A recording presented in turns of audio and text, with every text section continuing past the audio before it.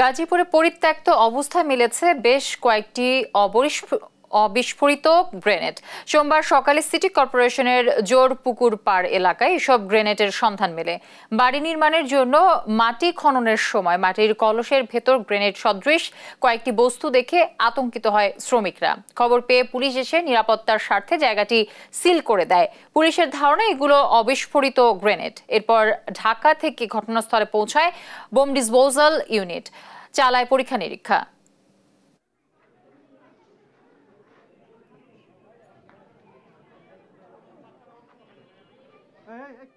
লেবাররা সকালবেলা কাজ করার পথে দেখা গেল যে 4 ফিটের মতন গর্ত হয়ে গেছে।